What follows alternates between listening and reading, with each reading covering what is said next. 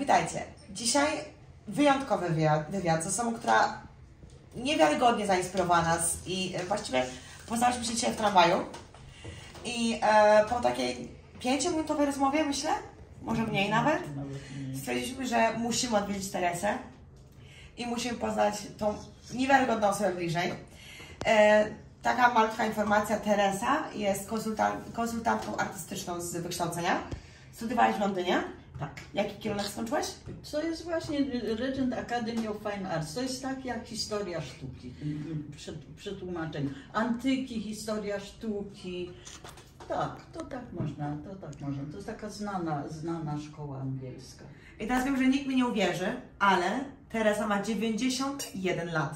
Już 91. My też nie wierzymy. 91,5, bo już... Nie prosiłyśmy jeszcze o dowód, ale możliwe, że sprawdzimy później, żeby mieć pewność, bo czujemy się oszukane. Popatrzcie na Teresę, nikt nie wierzy. I dzisiaj jesteśmy tutaj właśnie u Teresy w mieszkaniu, przepiękne mieszkanie, wszędzie jest sztuka i mnóstwo zdjęć, albumów, które pokażemy później, wywiady. Ale chciałyśmy poznać dzisiaj życie Teresy i jej doświadczenie jakby z przyszłości. I właśnie chciałam zadać pierwsze pytanie, Tereso. Może zacznijmy od tego pytania. Jak się to wszystko zaczęło? W którym momencie zdecydowałaś, że chcesz mieć takie życie, jakie masz? Więc mnie się zdaje, że w ogóle podróże to chyba jest jakaś rodzinna historia, dlatego że moja rodzina bardzo dużo podróżowała. Ja pamiętam, że zawsze czekałam, kiedy mama wróci, bo ojca nie pamiętam, bo ojciec umarł, jak miałam 2 latka. I to chyba jakoś tak, chyba właśnie rodzinne. I zawsze chciałam gdzieś pojechać, zawsze siedziałam, globus pamiętam taki był, ja zawsze sobie palcem po tym globusie, że tam bym chciała i tam bym chciała i tam bym chciała i tam, że w ogóle i później jak już byłam starsza i miałam możliwości, może dlatego, że bardzo wcześnie nauczyłam się języków, bo miałam guwernantkę, Belgijkę i ja właściwie po niemiecku i po angielsku to mówię już od 2. roku życia. No i później całą wojnę mówiłam po niemiecku, bo ja całą wojnę byłam w Gdyni. Całą wojnę przeżyłam w Gdyni, tylko po niemiecku mówiłam. No i później jak mi się udało dostać pracę w liniach lotniczych, no to już właściwie tak się wszystko rozkręciło. Ale jeszcze zanim zaczęłam pracować w liniach lotniczych, to pracowałam w telewizji. W 1952 roku na Ratuszowej, jak w ogóle jeszcze nikt nie wiedział, że telewizja istnieje. Później żeśmy się przenieśli na Plac Powstańców Warszawy. Później pracowałam w Polskim Związku Motorowym, jeździłam jako osoba towarzysząca na rajdy do Monte Carlo z Zasadą, z tymi wszystkimi fantastycznymi rajdowcami. Później pracowałam w liniach lotniczych i Jako stewardesa, tak? Nie. No way! No way! Ja i stewardesa coś. Czyli jaka była pozycja w takim razie? W biurze, jako wiesz, tam sprzedaż biletów, informacja, oprowadzanie czarterowych wycieczek, no takie tam. Chciałam tylko zaznaczyć w przerwie, bo pani Teresa powiedziała, że ona nie była zbyt piękna na stewardesę. Pani Teresa. Przepraszam, Teresa. Kto nie jest piękny na stewardesę? No ja nie wiem. Proszę kontynuuj, przepraszam. No i mieliśmy, jak pracowałam w liniach lotniczych, stąd się w ogóle zaczęły te moje dalekie podróże, bo mieliśmy takiego klienta z Bejrutu, który był przedstawicielem algierskich linii lotniczych i chciał uruchomić połączenie Bejrut-Algier, Berlin, Warszawa. I nie chciał negocjować w Berlinie, bo mówił, ach, ci Niemcy, I can't stand them. I dlatego przyjeżdżał do naszego przedstawicielstwa. No i kiedyś powiedział, a czy nie chciałaby pani przyjechać do Bejrutu? Ja powiedziałam, proszę pana, 68 rok, nie wiem, gdzie jest Bejrut w ogóle. No, a co potrzeba? No zaproszenie musi mi pan przysłać i to. Zapomniałam. I tutaj listonosz Co przynosił. tam wejrzy? No, i chciał mnie jako trzecią. No. A ja nie chciałam, ja powiedziałam, że nie, ja muszę wracać do domu. No i tak tam były takie trochę pomogliby. Notabene, Syryjczyk, który był ożeniony z Polką, pomogli mi z tego tam, gdzie oni mnie prawie że trzymali. Tam wiesz, tam on zagadał tego, ja tam, no w ogóle, a to jest dłuższa historia. No i później, ponieważ nie można było tam tej pracy w tym, więc pojechałam do Damaszku, poszłam do ambasady, poprosiłam o przedłużenie paszportu, dlatego że ja miałam tylko na 3 miesiące i poprosiłam, żeby mogłam mieć na dłużej. Taki fajny taki pan Bożek tam powiedział, dobrze, no problem. No i mówię, no chciałabym popracować. Ja mówię, nie wie pani, w Damaszku to nie bardzo, ale ja mam bardzo dobrych znajomych w Jordanii, w takim American Cultural Center. No i pojechałam tam. Dlaczego mnie? No i pojechałam, później wróciłam do Polski. Po 3 latach wróciłam do Polski. No i tam wszystkich znowu poodwiedzałam i poszłam też odwiedzić moich znajomych w Polskim Związku Motorowym. Och, Teresa, jak to dobrze, że ty jesteś. Chodź weźmiesz w agencję taką restaurację przy stacji obsługi samochodów na Rydygiera. Tam była stacja obsługi Volkswagena. No więc tam tego klaksona otworzyłam, było fajnie, naprawdę było bardzo fajnie. Ale musiałam zamknąć, dlatego że była żona mojego, no takiego powiedzmy partnera. Bardzo czekam na tę historię. Była tak zazdrosna, słuchajcie, że takie anonimy pisała, że w ogóle, a to no, coś niesamowitego. No więc powiedziałam, trudno. Poszłam na krótką, dajcie mi mój paszport. I jadę. Boże, te baby po prostu chłody pod Czyli nogi. rozumiem, że takie kraje arabskie i takie Arab-wise, to był taki pierwszy kierunek naturalnie, czy? Nie, no akurat no tak się Tak złożyło, nie? Tak się złożyło, wiesz, bo ja najpierw to w ogóle po całej Europie jeździłam i wiesz, i ja dlatego zjeździłam całą Europę wzdłuż i wszerz, wiesz, ale już na taką większą wyprawę. Byłam też w Stanach Zjednoczonych, miałam działkę, nie w Stanach, sorry, w Ameryce Południowej. Miałam działkę na Kostaryce, kupiłam sobie i sprzedałam. A czemu sprzedać? Zanim dojdziemy do dalszej części życia, myślę, że wszyscy są ciekawi. Ile wszystkie kraje w Europie zwiedziłaś? Z wyjątkiem... Zależy w którym roku, nie? Portugalii. Portugalia, nie? Który kraj zrobił na tobie największe wrażenie? Polska. O. Cudownie. I love Poland. Ja kocham, naprawdę, wiecie, A to oprócz nie jest... Polski? Słuchaj, ja naprawdę, oprócz Polski, Afrykę bardzo, ale wiesz, w każdym państwie jest jakiś kącik, tak. który jest piękny. Szwajcaria na przykład, No, prawda? Każdy kraj ma coś takiego w sobie. Węgry jakie piękne. Także że to trudno, poza tym wiesz też Zależy, wszystko gdzie się pojedzie, jakie się ma, wiesz, wspomnienia z tego, jak było fajnie, Bo ja chciałam tam zrobić taką małą oś czasu, więc teraz w twojej historii jesteśmy z powrotem w Polsce. Gdzie masz paszport? Ile masz lat? No w 72 to miałam, jak się urodziłam w 31, to ile miałam? 40. No. W którym momencie, bo to jest najciekawszy smaczek tej historii, dla nas przynajmniej, w którym momencie byłaś tancerką? W 69. Czyli przed tą historią. Tak. I teraz tak, dlatego nie- nawiązywałam do Europy. Nie, no w 69 to było właśnie jak wyjechałam, na Cyprze byłam. I to jest właśnie ta historia, na którą czekałyśmy. Tereso, Z tą tancerką. jak to się stało? Słuchajcie, Jak to się wydarzyło? pracowałam na Cyprze w takiej shipping agency. Notabene mój zawód. No właśnie. I brat właściciela tej shipping agency miał nocny klub, ale taki top. Taki VIP. Tak. Mhm. I był tam polski zespół wysłany z Polski przez Pagard, żeby tam tańczyć. I partnerka tego baletmistrza uciekła z jakimś Grekiem. I on został bez partnerki. I słuchaj, przyszedł do mnie Niko, właśnie brat George'a, tego mojego szefa.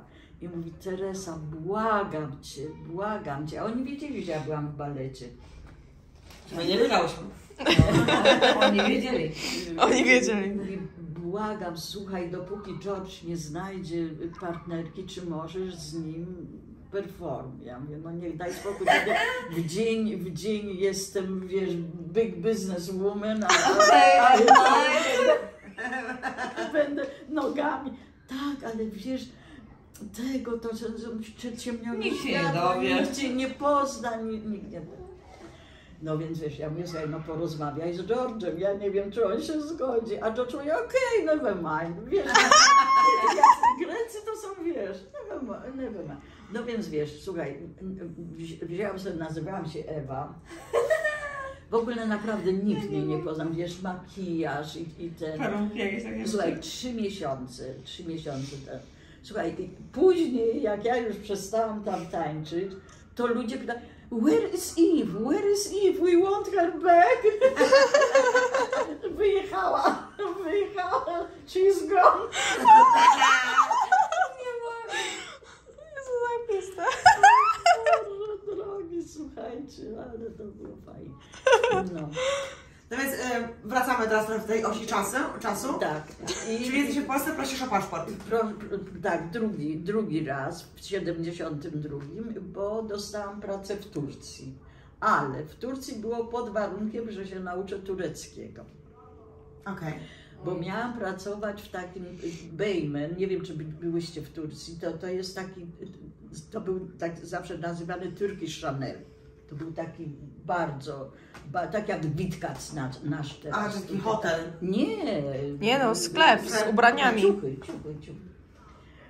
No i ja myślę: kurczę, jak ja się nauczę tego tureckiego w przeciągu 3 miesięcy.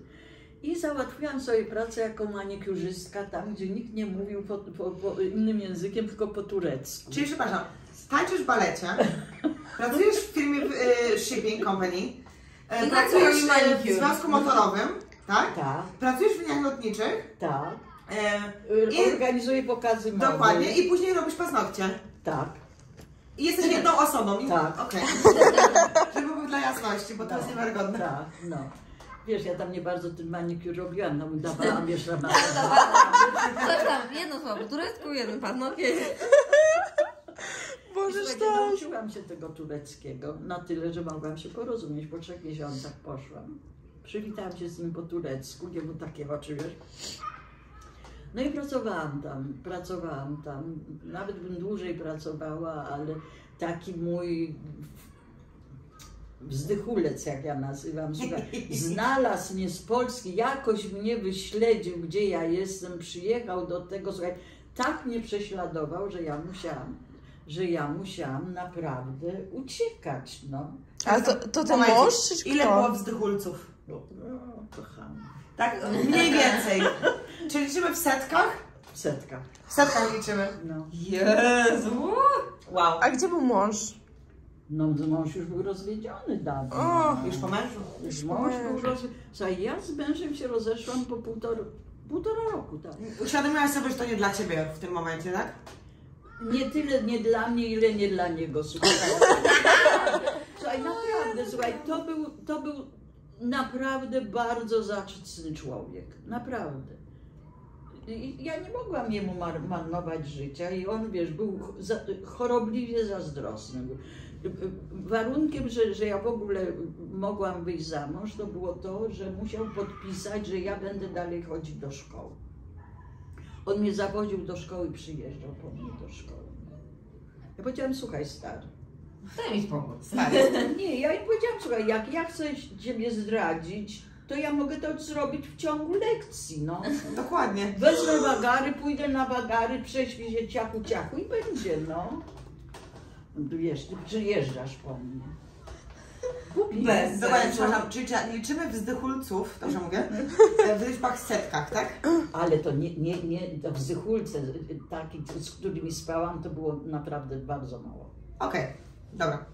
Przepiękne, czyli globtroterka, artystka właściwie, nawet nie artystka, ale z zamiłowaniem do sztuki tak naprawdę. Tak, absolutnie. Która mimo wszystko zawsze gdzieś tą głową, sercem, duszą wraca do Polski. Zawsze typowa taka właśnie, wiecie, taka patriotka, no bardzo. Chodźmy do się czasu, bo ja myślę, że nikt się nie może doczekać tego momentu kulminacyjnego, bo tam będzie jakiś moment kulminacyjny. Nie, gdzie, kiedy? Z funkcji robię paznokcie. To koniec. A nie, no tam robiłem, no to dobrze, no i złapałam tą pracę w tym Turkish Chanelu, Beymena. Jeździliśmy na wszystkie pokazy, było bardzo. I tam się sprawdziły te pokazy mody, to zainteresowanie, tak? Nie, wcześniej? nie, no pokazy mody to ja organizowałam w Polsce przed wyjazdem.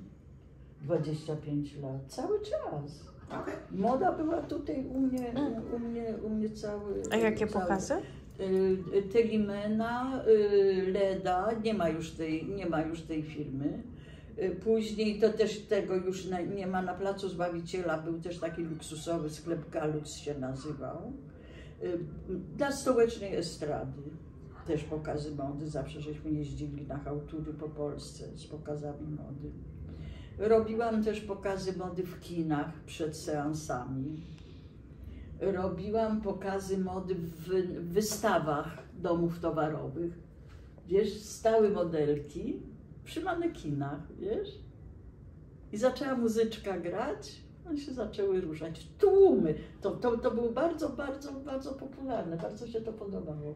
Ja uważam, że wszyscy dzielą tą samą opinię co ja na ten moment, że to jest tak ciężko ulokować twoje życie w jakimś takim, wiesz, nie wiem, 30-minutowym, 40-minutowym wywiadzie. No nie. Bo jest tego za dużo, no nie? Tutaj to, tutaj tamto. No. Dokładnie, natomiast jesteśmy teraz w Turcji. No już wyjechałyśmy z Turcji. Czyli gdzie jedziemy teraz?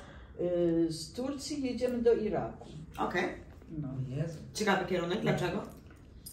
No dlatego, że mnie tam, mówię ci, że w Turcji mnie ten idiota tego i musiałam gdzieś pojechać. No i akurat taki mój znajomy, którego poznałam w Turcji, miał przedstawicielstwo tej firmy takiej niemieckiej Mannesmann. Mhm. No okej, napisałam do niego, tak, koniecznie, o Jezu, tak, przyjedź. No i 3 lata w Iraku byłam i później z Iraku. Już nie chciałam być w Iraku, bo tam się już zaczynało politycznie nieciekawie, bo Saddam zaczął do władzy. No i tam poznałam właśnie takiego, który miał firmę Pilko w Abu Dhabi. Ja go zapytałam, czy by nie było tam, Jezu, może nie u mnie w firmie, ale ja mam znajomych, jedź tam, ja ci dam adres, jedź do Abu Dhabi. No ja pojechałam do Abu Dhabi. Okej, jadę. Pojechałam do Abu Dhabi, akurat otwierali w Meridian taki wielkie 2 showroomy, które się nazywały Tanagra, z luksusowymi takimi tymi. I jeden showroom były ciuchy, a drugi showroom były kryształy, zegarki, takie małe galerie Lafayette, o coś takiego. No i ja tam pracowałam przez 3 lata chyba i później jak oni zamykali, to powiedziałam, okej, czy mogą mnie dalej sponsorować, to ja sobie otworzę taki malutki botik też w Meridianie. No i otworzyłam. Oni mi dali w komis sporo tych swoich właśnie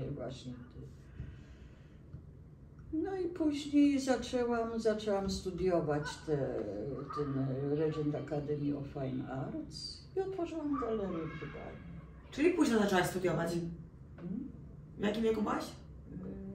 No czekaj, skończyłam w 95, czyli ile miałam? Ja miałam rok. Ja też. Ja też. Wszystkie mamy rok. To ja ile miałam? To było 4-letnie. W 95, czyli miałaś 60. Mhm. 64, coś koło tego. No. No i później życie przeniosłam się do Dubaju, otworzyłam Nie, najpierw pracowałam przez 14 lat w takiej galerii, prowadziłam taką galerię dla takich bardzo, bardzo fajnych Arabów. Super ludzie, naprawdę. Jesteśmy dalej w kontakcie. No a później bo tam jest tak, oni i tak nie jeszcze 10 lat dłużej, bo wiesz, tam można pracować tylko do 65 roku życia. A ja z nimi pracowałam, jak miałam 74 lata. I już nie mogli, wiesz, już po prostu, no i to ja wtedy powiedziałam, okej, czy będzie mnie dalej sponsorował, to ja sobie otworzę. Bo tam, teraz już nie, ale przedtem trzeba było mieć sponsorów, wiesz. I tam było 49 było procent moje, a 51 także tego. A teraz to już znieśli, teraz już można mieć 100%. I teraz chciałabym przejść trochę z tej historii do takiego, powiedzmy może bardziej negatywnego momentu w Twoim życiu, z którego się podniosłaś. No negatywny to był właśnie wtedy, jak zamiast jak sprzedałam galerię i chciałam wrócić do Polski, to zrobiłam właśnie głupstwo i posłuchałam tej mojej znajomej, żeśmy otworzyły razem, zupełny klops był, zupełnie to. I ona, później tragicznie zginął jej syn, ona się wycofała i ja po prostu wszystko, co zaoszczędziłam, to wszystko poszło. I skończyłaś bezdomna, tak? Skończyłam bezdomna, dlatego że syn mnie wymeldował z domu, dlatego że chciał to sprzedać czy wynająć, nie wiem. Nigdy go nie pytałam, bo mój syn żyje w Kanadzie i jest Kanadyjczykiem, bo wyemigrował do Kanady w 1987 roku, także. No i po prostu pomieszkałam sobie przez 3 miesiące w schronisku dla bezdomnych. Myślę, że to jest taki ciężki moment, ale mimo wszystko... Nie, słuchajcie, trzeba po prostu... To była może jakaś taka, że ja byłam lekkomyślna, że nie pomyślałam o tym, że kiedyś będę stara i że trzeba, ale też widzę, ludzie oszczędzają, przychodzi jakiś kataklizm i wszystko tracą, prawda? A tak przynajmniej miałam rewelacyjne życie, podróżowałam praktycznie po całym świecie. Pytanie, bo my się ogólnie strasznie wzruszamy, ja się już tak nie trochę opanować. Natomiast kiedy byłaś w schronisku przez te 3 miesiące, no. Co się wydarzyło w tym okresie? Jak się podniosłaś? No to jest, wiecie, gdybym ja była taką bardzo wierzącą osobą, to bym przypuszczała, że to był cud. Naprawdę. A to był po prostu traf, że była tam w tym schronisku taka bardzo miła pani, która miała córkę. No i tam żeśmy kiedyś, ona opowiadała tej córce, a wiesz, mam taką znajomą, ona mówi po angielsku i po niemiecku i tego i w ogóle podróżowała. No i ta córka zadzwoniła do mnie i powiedziała, pani Tereso, wie pani, moja przyjaciółka, która ma biuro tłumaczeń, potrzebuje kogoś z językiem niemieckim, czy pani by pojechała do Niemiec? Powiedziałam, oczywiście, że tak, dlaczego nie?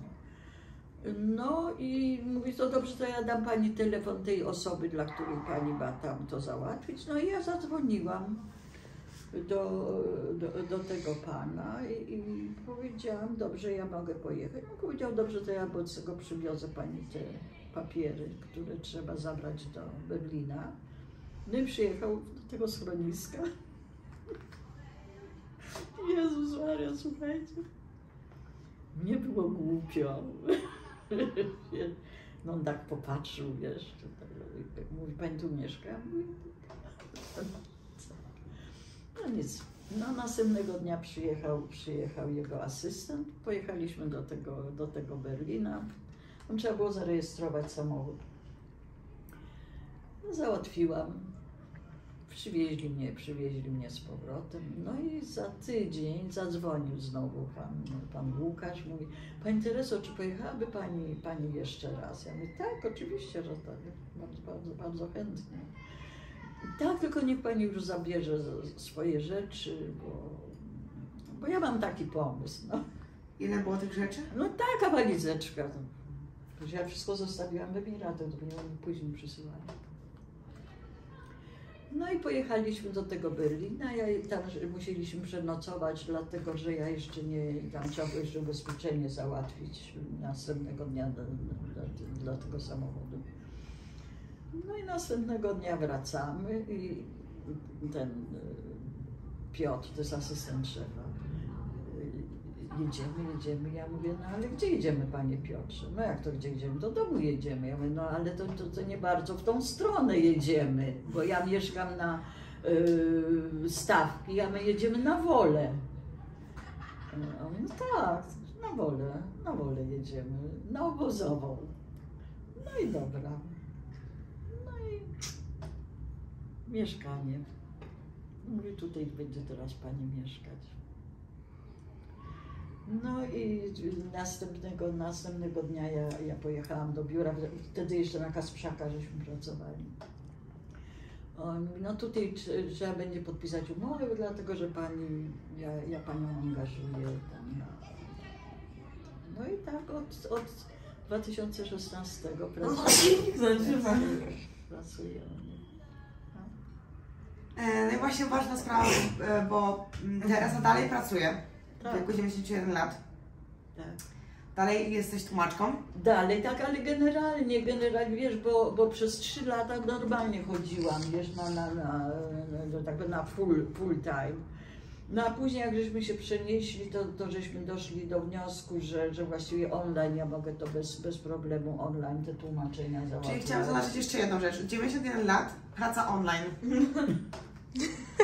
Jest wygodnie. I teraz tak, ja znam ludzi, którzy mają 20 parę lat i online to jest dla nich abstrakcja. Albo coś, co jest takim totalnym, może nie wyzwaniem, ale takim, nie wiem, problemem, że tak powiem. Tu nie działa, to nie działa, to nie działa, to się nie łączy. Przykro mi, już nie możecie narzekać. Nie macie żadnego powodu do narzekania. No i tak, no bardzo się mną opiekują. Ja pamiętam jak miałam zapalenie ucha środkowego i musiałam pojechać do szpitala, to słuchajcie, przyjeżdżali codziennie, czy mi czegoś nie potrzeba, na Bielanach jeździłam. Leżałam, słuchaj, to mi szef przyniósł taki specjalny stolik do komputera, żeby mi było wygodnie z tym komputerem. Jak się czujesz bardziej, fluent in English or German? Both the same. Both the same. Which level are you on right now? I don't know levels, because you know, I do speak English since I was 2, so it's like a second language, like naturally. Yeah, because you know, when usually so that people who speak a foreign language, they think in Polish and then they translate. But I think in English. I have the same, yeah. Obviously, right now the same. Was mit Deutsch? The same. Gleiches. Ja. So gleich, du hast dann... Ich denke schon in Deutsch. Ne? Okay, das ist perfekt. Ja. Deswegen ist es leicht. Ist so, oder? Aber du sprichst Deutsch auch vom 2 Jahre, wenn du warst 2 Jahre? Ja. Ja, weil weißt du, weil als mein Vater... Zaraz, przecież będziemy mówić... Jak ojciec umarł i moja mama musiała się zająć biznesem, że tak powiem, to wzięła do mnie taką guwernantkę, Belgijkę i powiedziała jej: nie będzie Teresa mówić po polsku z panią, tylko po niemiecku, po angielsku i po francusku. Bo w ten sposób się nauczy.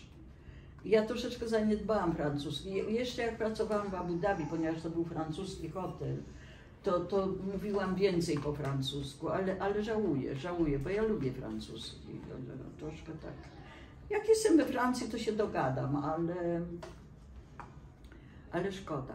Po włosku też mówię, bo jak byłam w Etiopii. Ja zapomniałam, że ja w Etiopii przecież jeszcze pracowałam. I w Sudanie pracowałam przecież. Okej, kiedy jest ten czas, kiedy jesteśmy w Afryce? W takim razie, na osi czasu, pomiędzy...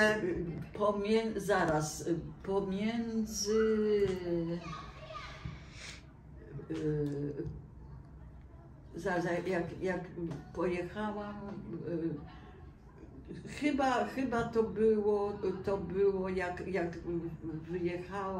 wyjechałam z Jordanii, to chyba pojechałam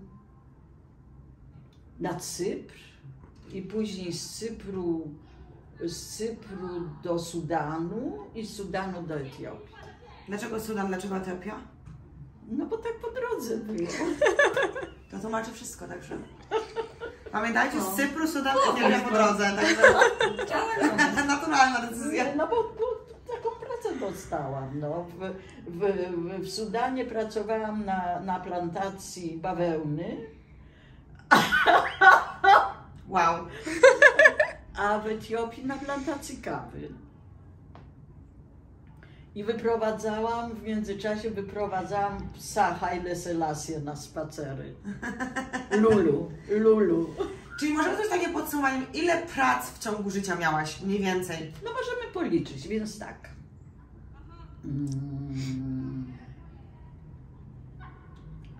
Telewizja. Jak przyjechałam do Warszawy, bo w Gdyni nie pracowałam, bo do szkoły chodziłam.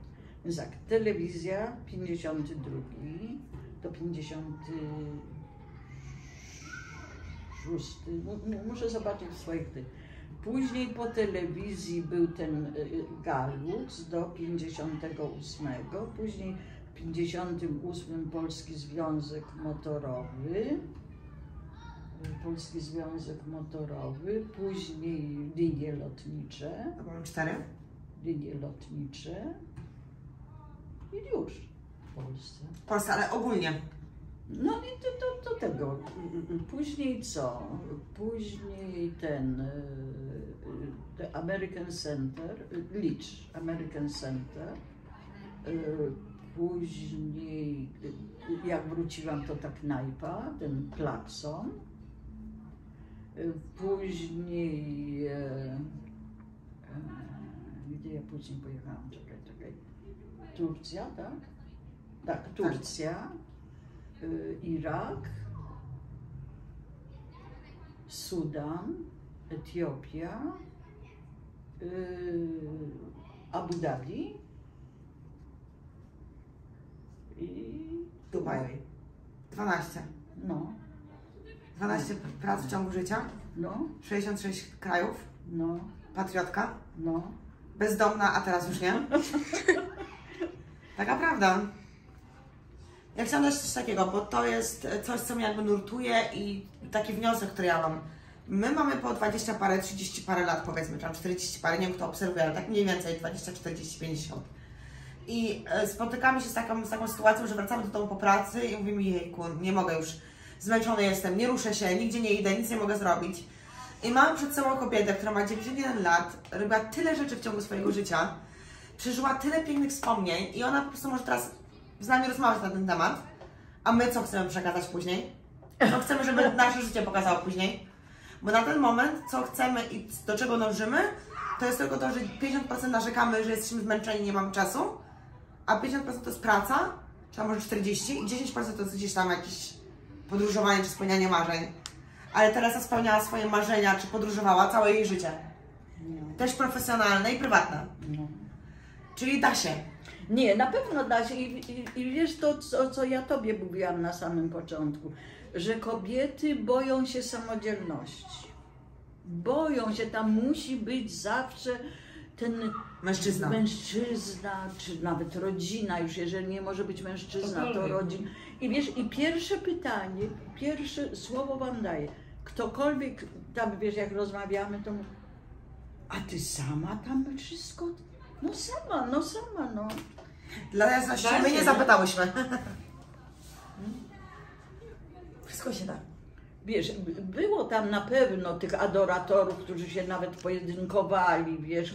Ale po co tak? Oj, zapomniałam przecież jeszcze w międzyczasie, jeszcze przecież na targach poznańskich, ale to było tylko takie, No to 13 mamy. Nie, ale to było tylko, wiesz, w czasie targu, wiesz, Okay. jako tłumacz, także to właśnie nie, ale dlaczego? No ale 13 mamy z tłumaczem teraz obecnie, tak czy tak? Tak. Ale wiesz, ale ja pamiętam, słuchajcie, ja muszę wam to, słuchajcie, ale może tego nie można, bo... Można wszystko. Można. No i na pewno trzeba. Dobrze, to ja wobec tego powiem, ale nie powiem, jaka to była firma. Słuchajcie, w 1968 roku, jak już wiedziałam, że będę wyjeżdżać, pracowałam wtedy w liniach lotniczych, ale w międzyczasie poproszono mnie, żebym pojechała jako tłumacz na targi do Poznania. I zakochał się we mnie taki jeden z tych dyrektorów, tych Niemców, słuchajcie. I wiecie, co zaproponował? Powiedział, że oni mnie w tym kontenerze, jak będą kończyć targi, kontenery mnie przesłuchują do Niemiec zachodnich. Mówię, bo to były czasy, że nam nie wolno. No ja było wiem, przecież ale wolno. mimo wszystko. I ja powiedziałam, słuchaj, mnie to never mind, ale jeżeli by otworzyli, czy ty wiesz jaka, ale słuchaj, dla tej firmy, słuchaj, to była ogromna niemiecka firma i by znaleźli tam, wiesz, ten towar. Ale ogólnie dla Ciebie było nevermind. Idę tam, czy tego zero, okej. Tylko ja właśnie powiedziałam, że to... I słuchajcie, ale to była taka urocza historia, dlatego że ja mieszkałam w hotelu, jak on się nazywał, ten taki duży hotel w Poznaniu, tam ci ludzie z targów mieszkali. Metropol, nie pamiętam, wiesz, to tyle lat. A oni, ta cała tam, dla których robiłam te tłumaczenia, mieszkali tam pod Poznaniem, tam nad tym jeziorem, Malta chyba to jezioro. Tak, jest. No i któregoś dnia on powiedział, weißt du, Teresa, das hat doch keinen Zweck, wir hören sowieso jeden Tag. Warum willst du nicht die schönen Häuschen da? Powiedziałam, okej, dlaczego mam siedzieć w tym hotelu? No i słuchaj, powiedziałam, dobrze, słuchaj, po tym wieczorem, jak już żeśmy zamknęli stoiska, jedziemy tam do tego, ja wchodzę do tego domku, cały zasłany różami, słuchaj. On był tak we mnie zakochany, ten facet, chciał się rozwodzić z żoną. Słuchaj, czerwone płatki róż w całym pokoju, na łóżku, na tym facet zwariował. No dobra, teraz oddałaś mu szansę? Nie. Nie tak łatwo było zdobyć. Ale zostaliśmy przyjaciółmi, słuchaj, długo, bardzo fajnie. Alfred, bardzo, naprawdę super. Super. O nie, ja nie byłam taka, wiesz, szybko do łóżka. No i bardzo dobrze. No way. Bardzo dobrze. Teraz chciałbyśmy, żebyś podsumowała jakoś tą naszą krótką rozmowę. No więc właśnie to, że kobiety powinny być bardziej odważne, bardziej samodzielne, bardziej jakieś takie, wiesz, nie bojące się brać, że tak powiem, byka za rogi, jak to się mówi. Naprawdę.